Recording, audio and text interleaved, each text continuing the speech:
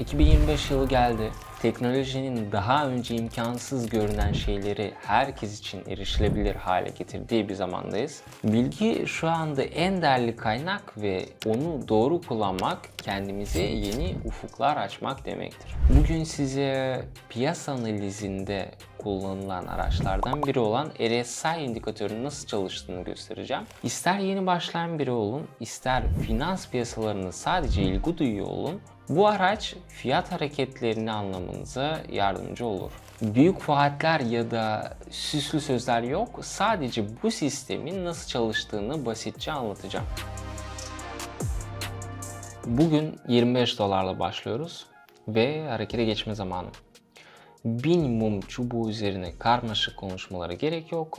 4 döviz çiftimiz olacak. Hadi bakalım elimizde neler var, bir göz atalım. Burada göstergemiz aşırı alım bölgesini işaret ediyor. Sanırım bir düşüş dalgasını beklememiz gerekiyor. Şunu unutmamak önemli. Eğer fiyat aşırı alım veya aşırı satım bölgelerine girerse bir süre bu bölgelerde kalabilir. Yani bu hemen işlem yapmamız gerektiği anlamına gelmez.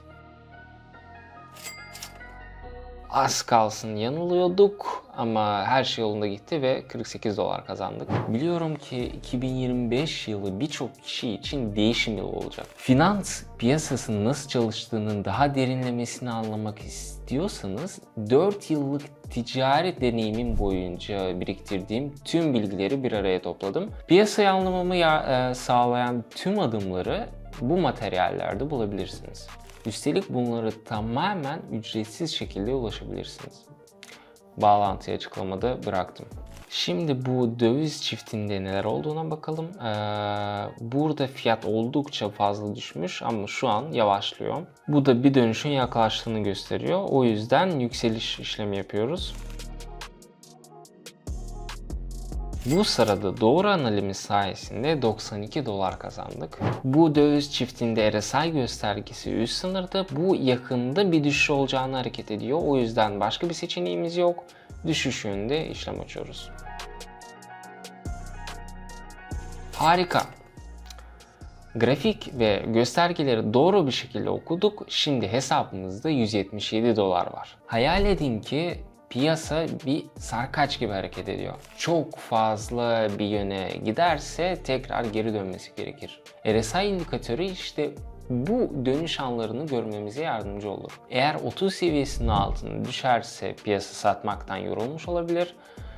70 seviyesinin üzerine çıkarsa alımlar aşırıya kaçmış olabilir. Unutmayın ki RSI bir araçtır, sihirli bir çözüm değil. Piyasada nerede yavaşlama veya dönüş olabileceğini görmek için bize ipuçları verir ve biz de bu bilgiyi kendi avantajımıza kullanabiliriz. Ancak bu sadece genel tablonun bir parçasıdır. Analizin farklı yaklaşımlarını nasıl birleştirebileceğinizi merak ediyorsanız açıklamada sizin için faydalı bağlantılar bıraktım. Yine aynı durumla karşı karşıyayız. RSI tekrar üst sınırda, o yüzden seviyeye ulaştığımızda düşüş yönünde işlem açıyoruz.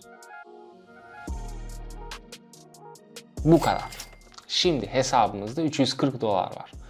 Harika bir iş çıkardık. Akıllı adımlar atarak, göstergeye sadık kalarak ve grafiği doğru okuyarak yatırımımızı artırıyoruz ve devam ediyoruz. Ve yine RSI göstergesi üst sınırda.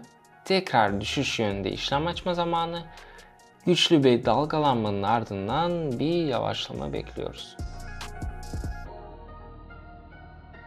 Evet arkadaşlar, bugün kesinlikle benim günüm. Göstergeleri kullanmanın ne kadar etkili olabileceğini görüyor musunuz? Tabii ki grafiği doğru okumayı ihmal etmeyin. Biz o sırada devam edelim. Sıkça duyduğum sorular. Nereden başlamalıyım veya bu yoğun tempoda nasıl zaman bulabilirim? Cevap basit. Küçük adımlarla başlayın. Ben de başladığımda bir günlük tutarak düşüncelerimi ve gözlemlerimi yazıyordum. Bugün bu notlarımı ve piyasa analizinin nasıl çalıştığını daha iyi anlamanızı sağlayacak örnekleri benim gibi finans piyasalarını merak eden insanlarla paylaşıyorum. Artık büyük bir topluluk haline geldik.